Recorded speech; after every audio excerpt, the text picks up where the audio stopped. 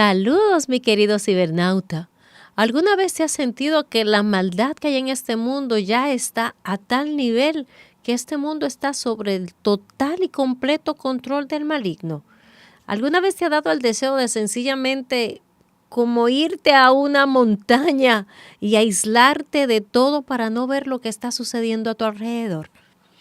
Hola, te habla tu podcaster Emma de la Cruz. Soy esposa, madre y profesional y créeme que sé exactamente cómo puedes estarte sintiendo. Más de 15 años de matrimonio, 3 hijos y más de 20 años en el área de educación, luego de haber cometido muchísimos desaciertos, me llevaron a buscar respuesta al lugar donde considero que podemos encontrar de manera infalible la dirección para cualquier área de nuestras vidas. Y de esto se trata Mujer Virtuosa. Es un programa que hace el intento de traer respuestas a tu vida a la luz de la palabra conforme a los tiempos que estamos viviendo actualmente y que te puedan servir para tu quehacer en cualquiera de las áreas de tu vida, especialmente a ti misma como mujer, como hija de Dios y como persona que desea o hace todo lo que está en sus manos para agradar a Dios en la tierra.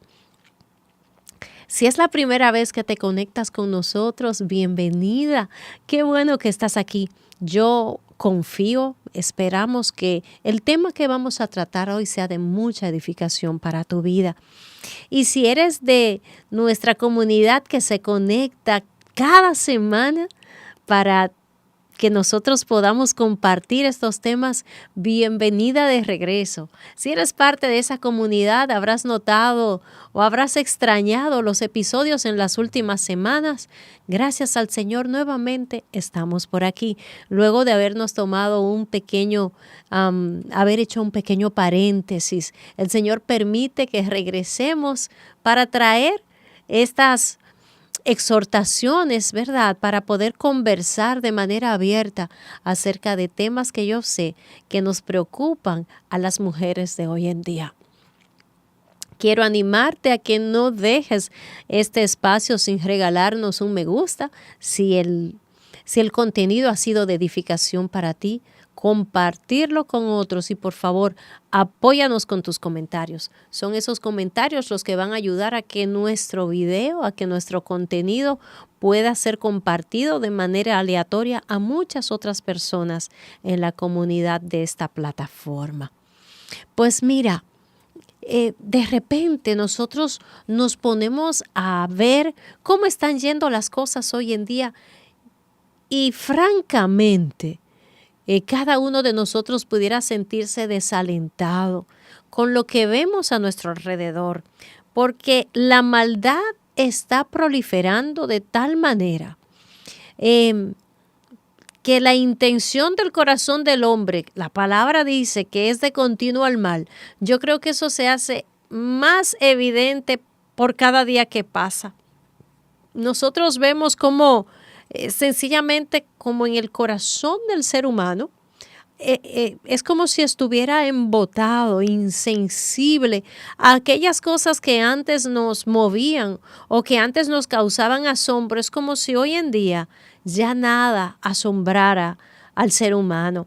Tú ves, por ejemplo, que si alguien está en una situación de necesidad, sea por un accidente, sea porque está pasando por una situación difícil, ponle tú el nombre, las personas se conforman con sacar sus dispositivos y comenzar a grabar el evento, cualquiera que sea. Yo recuerdo cuando yo era niña, cuando yo era jovencita, si por cualquier circunstancia se daba un pleito entre muchachos, rápidamente había alguien que salía de intermediario, ¿verdad? Para separar a las personas que estaban peleando o ya fuera uno mismo del grupo, ya fuera un adulto que estuviera alrededor. Un adulto pasaba en medio de un grupo de jóvenes o de niños que estaban haciendo algo incorrecto y sentía que era su deber corregir la conducta incorrecta que los muchachos estuvieran teniendo en un momento determinado. Pero no es así hoy en día. Hoy en día vemos que si hay un grupo de muchachos peleando o vandalizando un espacio, quienes van pasando por ahí se conforman o con grabar, en el mejor de los casos, o seguir de largo y ni siquiera mirar para allá. También nosotros vemos que si alguien está en medio de una situación precaria, un accidente, algún asalto, las personas prefieren grabar, comentar, subirlo a sus redes y ni siquiera intervenir. Y eso la verdad es que habla de un corazón insensible a la necesidad del otro. Nosotros también vemos como hoy en día hay una tendencia extraordinaria para validar lo malo, para ver que algo es incorrecto y en vez de llamarlo por su nombre, decir eso está mal, justificar lo malo o decir que eso incorrecto es correcto. Y lo peor de todo es cuando vemos que muchas veces este tipo de comportamientos inclusive permean la iglesia, entran a la iglesia y entran a la iglesia de una manera apoyada. Si yo pudiera utilizar esa palabra, tal vez no apoyada, pero es como si nada hoy en día a nosotros nos asombrara, ni siquiera en la congregación muchísimas veces. Y estoy hablando en sentido general, no estoy hablando de una iglesia en particular o de una congregación en particular, estoy hablando de la iglesia de Cristo. Es como si nosotros hoy en día estuviéramos más cautivados por esas palabras lisonjeras, esas promesas, esas profecías de bienestar, de que te va a ir bien, de que viene tu bendición y se nos olvida. En primer lugar, que Dios sigue estando sentado en su santo trono. En segundo lugar, que sí, es verdad que este mundo está bajo el maligno, eso lo dice la palabra, pero que no menos cierto es que Dios sigue teniendo el control. Porque aunque este mundo está bajo el maligno bajo los parámetros que Dios le ha permitido al maligno. Y que el tiempo en el que el mundo está bajo el maligno tiene fecha de caducidad. Dios ha establecido una palabra, ya Dios ha decretado que un día Él regresará. Y Él regresará por su pueblo, por su novia, por su iglesia, por una iglesia pura, sin mancha, por una iglesia santa. Y el Señor nos llama cada día a santificarnos más. Estando yo en el estudio de la palabra, estoy en estos días estudiando, leyendo el libro de los Reyes.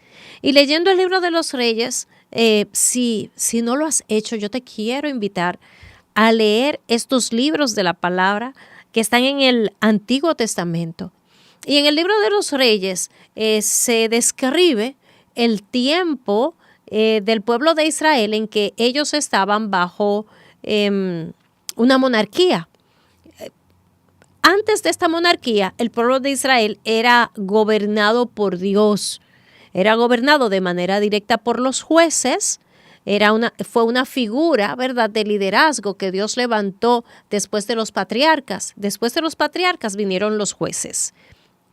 Antes de que vinieran los jueces, hubo un tiempo en que ni patriarcas ni jueces. La palabra de Dios nos dice que todo el mundo en el pueblo de Israel hacía lo que mejor le parecía. No eran dirigidos por nadie.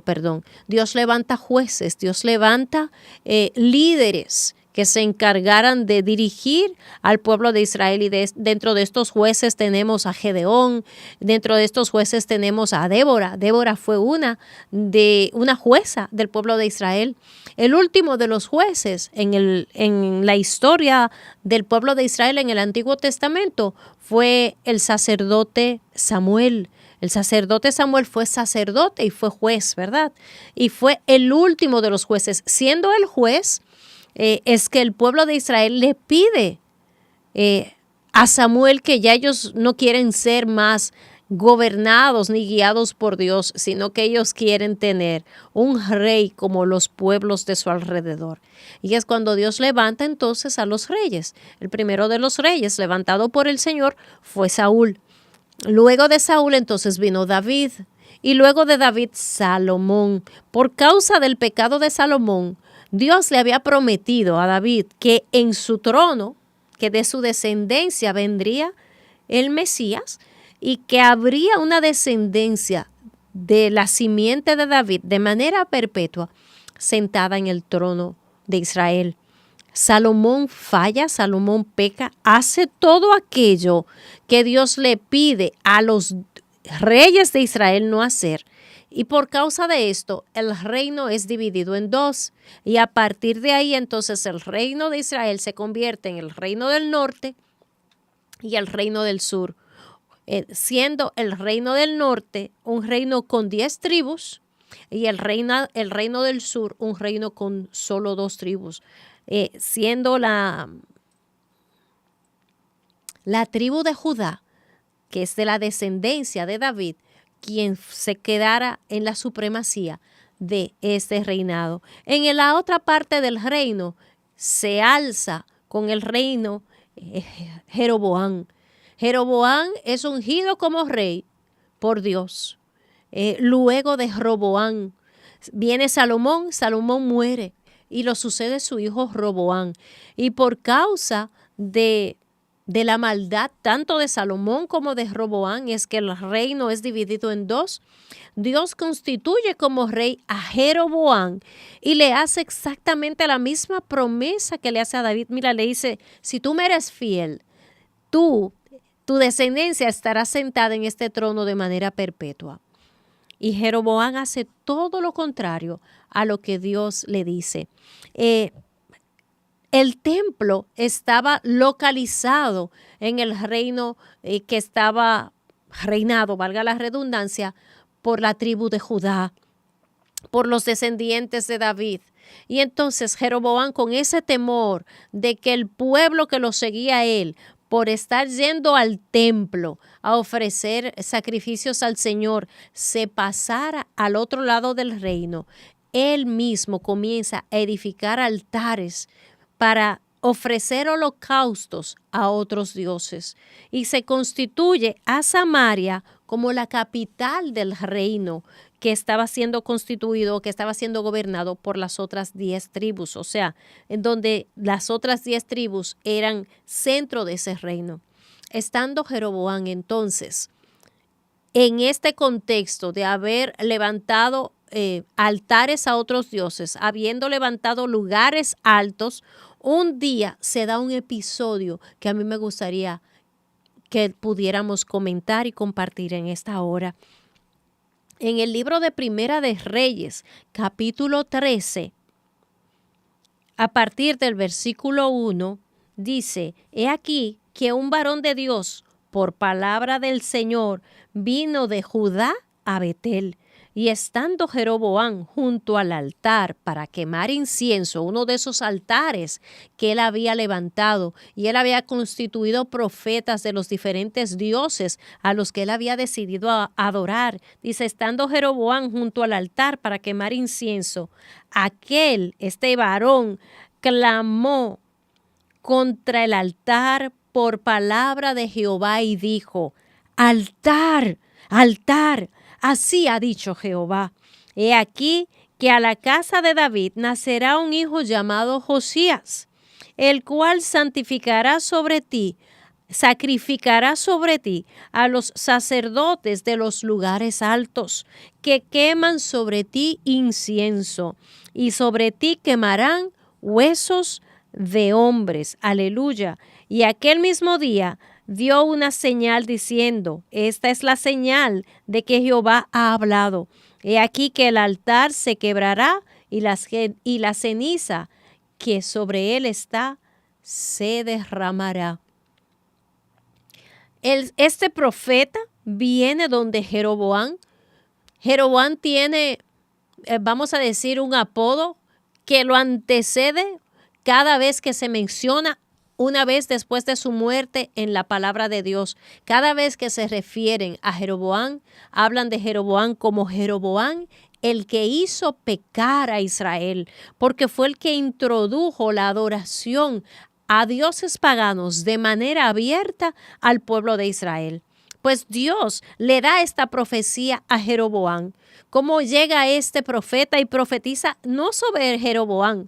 Profetiza sobre el altar que se había levantado para levantar sacrificio a dioses falsos. Y le dice, mira altar, un día sobre ti se quemarán huesos para profanarte. Yo de la casa de David voy a levantar uno y le voy a poner por nombre Josías. Y él será el que va a hacer esto para profanarte, altar. Mientras yo leía y seguía leyendo en el libro de los Reyes, eso está en el primer libro de los Reyes, continúo leyendo. Y muchas veces nos pasa que nosotros leemos la palabra y como seguimos estudiando, y sobre todo el libro de los Reyes, es un libro que narra el reinado de los diferentes reyes y los narra de manera paralela. Narra quién reinaba en el reino del norte y quién reinaba en el reino del sur. Un rey detrás de otro, y de repente tú escuchas tantos nombres que se te olvida en un momento determinado quién reinó cuatro reyes atrás, ¿verdad? Pero aquí él menciona que este hombre que iba a nacer de la casa de David, le nacería un hijo llamado Josías. Yo continúo leyendo hasta que llego al reinado de Josías. El reinado de Josías tiene una particularidad. El reinado de Josías tiene la particularidad, y los reyes de Judá también tienen una particularidad, y es que cada vez que se describe o se introduce a un nuevo rey dentro del pueblo, dentro del reino, ya fuera del norte o del sur, dice a qué edad comenzó a reinar y qué hizo. Por ejemplo, introduce el reinado de Josías de esta manera. Cuando Josías comenzó a reinar era de 8 años y reinó en Jerusalén 31 años. El nombre de su madre fue Jedida, hija de Adaya, de Boscat. Y escucha lo que dice, e hizo lo recto ante los ojos de Jehová, y anduvo en todo el camino de David su padre, sin apartarse a derecha ni a izquierda. De todos los reyes, dice esto, mira, él tenía tantos años cuando comenzó a reinar, el nombre de su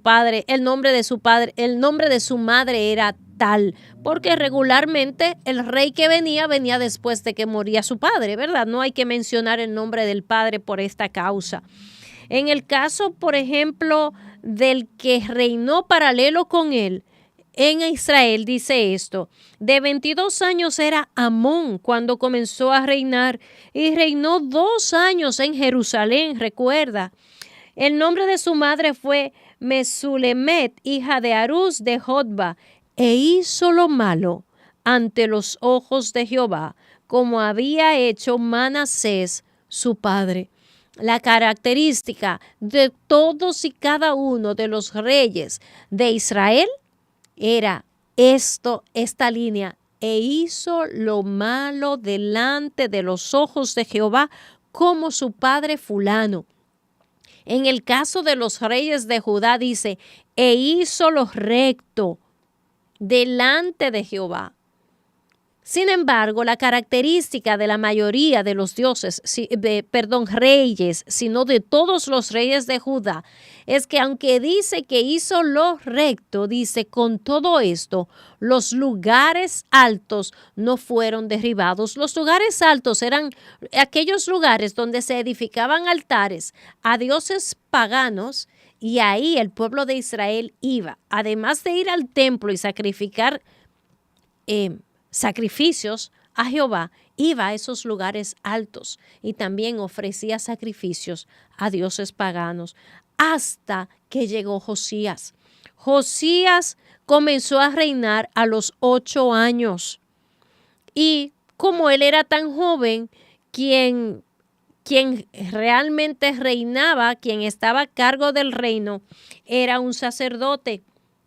El sacerdote, voy a decirte en un ratito cuál era el nombre del sacerdote que estaba a cargo. El sacerdote Hilcías era el que estaba a cargo, y fue el que se encargó del reino hasta que Josías tuvo una edad suficiente para comenzar a reinar, pero para comenzar a reinar por él mismo tomando decisiones. Pero cuando él comenzó a reinar tomando decisiones, lo que pasó en el pueblo de Israel fue extraordinario. Yo te invito a leer el libro de Segunda de Reyes. Hay una parte en el libro de Segunda de Reyes, capítulo 23, que se llama Reformas de Josías. Con yo decirte que cuando Josías comenzó a reinar, el pueblo se había apartado de tal manera de los caminos del Señor que el libro de la ley estaba sepultado en un lugar y hacía años que no se leía. Y Josías encuentra el libro de la ley y hace que se lea delante de todo el pueblo. Y él, descubriendo lo que decía el libro de la ley, entonces comienza a hacer estas reformas. En medio de estas reformas, escucha lo que sucede. Y antes de yo leerte lo que sucedería y antes de yo decirte que Josías nació, es importante que yo te diga que entre la profecía que dio el profeta al altar sobre el cual Jeroboam estaba sacrificando haciendo estos sacrificios a dioses paganos, y el nacimiento de Josías, pasaron exactamente 300 años, un poco más de 300 años, y se sucedieron una cantidad innumerable de reyes, tanto en el reino del sur como el reino del norte. 300 años pasan de reyes haciendo lo malo en el reino de Israel y de reyes haciendo lo recto en su gran mayoría en el reinado de Judá. Sin embargo, a pesar de estar haciendo lo recto delante de Dios, todavía el corazón del pueblo seguía yéndose detrás de dioses paganos, ofreciendo sacrificios, hasta que un día Dios levanta a Josías. Levanta a Josías, ese que había profetizado 300 años antes, y le había dicho al altar que sobre él un día se quemarían huesos. Y escucha lo que dice la palabra del Señor en los a partir del versículo 15 del libro de Segunda de Reyes 23. Dice: igualmente, el altar que estaba en Betel y el lugar alto que había hecho Jeroboam, hijo de Nabat.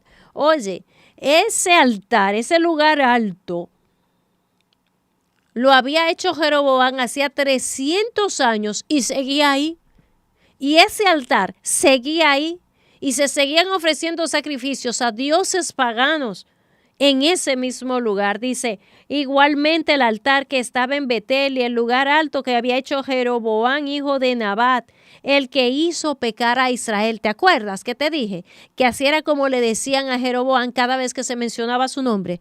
Helo aquí, mira, Jeroboam, el que hizo pecar a Israel. Aquel altar y el lugar alto destruyó y lo quemó y lo hizo polvo y puso fuego a la imagen de acera. Y se volvió Josías y viendo los sepulcros que estaban allí en el monte, envió y sacó los huesos de los sepulcros y los quemó sobre el altar para contaminarlo, conforme a la palabra de Jehová que había profetizado el varón de Dios, el cual había anunciado esto. Aleluya. ¿Tú sabes qué huesos se quemaron sobre ese altar? Los huesos que se quemaron sobre este altar fueron los huesos de los profetas de estos dioses falsos. ¿Qué te quiero decir con todo esto? Nosotros muchas veces vemos que pasa el tiempo y que la maldad de la humanidad sigue, en vez de bajar, sigue aumentando. Nosotros vemos que pasa el tiempo y que tenemos profecía dada, profecía en el Antiguo Testamento y la palabra indudable de nuestro Señor anunciando que Él volverá. Y a pesar de esto vemos y tal vez pudiéramos desanimarnos y decir: no vale la pena. El mundo está tan contaminado que no vale la pena. Las cosas van tan mal que esto está para que oremos, para que Cristo venga y que venga pronto y que nosotros nos vayamos. Pero muchas veces se nos olvida, en primer lugar, como te dije al principio, que esto que está sucediendo en el mundo tiene fecha de caducidad. ¿Quién le iba a decir a Manasés, el rey que estuvo justamente antes de Josías? ¿Quién le iba a decir que sus días o los días de su maldad estaban contados? Que se apresuraba a cumplirse esta profecía que Dios había dado sobre este altar, y más que sobre el altar, porque sí es verdad, Dios envía la profecía sobre el altar, pero esta profecía es contra todo lo que estaba sucediendo en el pueblo de Israel en ese entonces. De la misma manera que Dios ha profetizado sobre estos tiempos. Este mundo está mal, en este mundo hay pecado y mucho. Sin embargo, nosotros tenemos la promesa del Señor que donde abunda el pecado, sobreabunda la gracia. Y nosotros somos los llamados a que esa gracia que Dios ha dicho que sobreabunda en los tiempos del pecado, a ser los que anunciemos y proclamemos esta gracia. La palabra del Señor nos manda a nosotros dar por gracia lo que por gracia hemos recibido. Muchas veces nos conformamos con nosotros ver de lejos la maldad que está arropando al mundo. Pero ¿qué estamos haciendo tú y yo para que las personas que están a nuestro alrededor sean salvas de la ira venidera? Porque tan ciertas como son las promesas de Dios, asimismo de ciertísimas son las advertencias de Dios para este mundo. Y muchas veces nosotros nos quedamos en nuestra zona de comodidad sabiendo que somos salvos por gracia, que tenemos el Espíritu Santo, que estamos cercados por el amor y por el cuidado de Dios. Y vemos a nuestro alrededor las personas perdiéndose y nos conformamos con ser espectadores en la distancia. ¿Qué estás haciendo para que la gracia que debe de sobreabundar en este tiempo, en este mundo, sea esparcida en el mundo, sea esparcida en tu lugar de influencia, en ese lugar donde tú puedes alcanzar? Porque tú que me estás escuchando, es muy probable que yo no pueda llegar al lugar donde tú impactas, al lugar donde tú llegas, de la misma manera que tal vez tú no puedes hacerlo al lugar donde yo impacto, porque vivimos lejos o porque no tenemos esa relación yo con las personas con las que tú te relacionas y viceversa. Pero Dios nos ha llamado a ser personas de influencia alrededor de aquellos donde nosotros estamos, y que nosotros tengamos misericordia por el que se pierde, por el que está siendo arropado por la maldad, porque tú y yo somos salvos. Gloria a Dios. Gloria a Dios por nuestra salvación. Gloria a Dios por un día nosotros haber tenido el entendimiento, los oídos para escuchar la voz de nuestro amado que nos llamaba y nosotros haberle dicho que sí. Bendito sea el que fue usado por nuestro Padre para alcanzar nuestras vidas. Un día alguien tuvo que tomarse la determinación, tuvo que determinarse a decir, yo le voy a hablar a ella, yo le voy a hablar del amor de Dios. Es muy probable que esa persona haya cambiado su ruta. Es probable que esa persona haya cambiado su rutina, que esa persona haya invertido su tiempo para que hoy yo esté aquí y para que tú hoy estés donde estás. Y el Señor nos llama, el Señor nos está llamando. El Señor nos está llamando porque este mundo tiene tiempo de caducidad. Porque poco le falta a este mundo. Y aunque a este mundo le quedaren 300 años más, 100 años más, 200 más, esas personas que Dios ha puesto a nuestro alrededor, no le queda todo ese tiempo. No les queda todo ese tiempo. Este es el tiempo de nosotros abrir nuestra boca, de nosotros proclamar la palabra, de nosotros anunciar las virtudes del que nos llamó de las tinieblas a su luz admirable, de nosotros poder proclamar a los demás que en Cristo hay salvación, que Él tiene el poder de sanar, de sacar nuestras vidas del hoyo. de limpiarnos del pecado, que Él desea y anhela llegar al corazón de cualquier persona que tú veas, que tú sientas que no hay forma que esta persona pueda ser salva, que es demasiado dura para ser salva, para salvarse, que esa persona no está en Dios. Mira, tú no sabes, tú no sabes, tú no sabes. El Señor nos está llamando, el Señor nos está llamando a ser personas de influencia a nuestro alrededor, de nosotros hablar su palabra, a nosotros proclamar las buenas nuevas, a nosotros pregonar estas buenas noticias, a nosotros esparcir la semilla, porque no queda de nosotros determinar cuál es la tierra o cómo es la tierra. El Señor, que conoce la profundidad del corazón del hombre, sabe cuál es el buen terreno y cuál no. Y cuál no. Y aun fuera el caso de que no sea terreno bueno, no está de ti y de mí. Porque esa semilla esparcida por ti, esa palabra declarada por ti a estas personas, si en última instancia decidieran no escuchar, será la que se levantará como testimonio en el día del juicio. Pero qué difícil será cuando el Señor tuviera que llamarnos a nosotros a cuentas por aquellas personas que hoy en día no lo conocen o que han perdido la bendición de conocerlo a tiempo, por nosotros no atrevernos a abrir nuestra boca. Es más, mira, Dios es tan bueno que dice la palabra que, mira, hablando acerca de Jesucristo, cuando Él estaba siendo proclamado, dice que si ellos no hablaran, entonces las piedras hablarían. El Señor inclusive manda personas hasta que no le conocen para hablar de Él a aquel con el cual Él tiene un propósito, pero nosotros nos habremos perdido la grandísima bendición de saber que nosotros hemos rescatado un alma de la perdición eterna.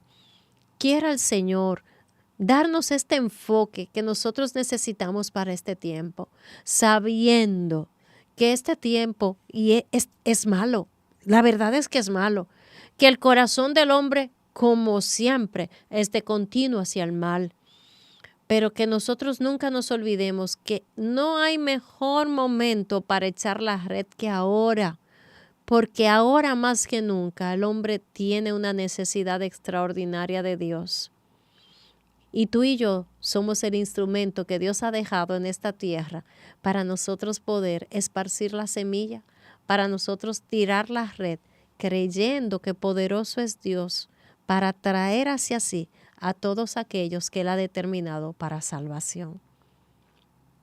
Quiera el Señor que nosotros podamos tener este corazón sensible para ser instrumento suyo en este tiempo tan necesario. Yo quiero darte las gracias por haber estado conectada de manera paciente durante este tiempo escuchando esta palabra. Es mi oración que la misma impacte tu vida para ponerla en acción, que tu boca no se quede callada y que tus rodillas se doblen para interceder por aquellos que con tanta desesperación necesitan del Señor. Una vez más, gracias por haber estado conectada. Será hasta la próxima. Que el Señor te bendiga.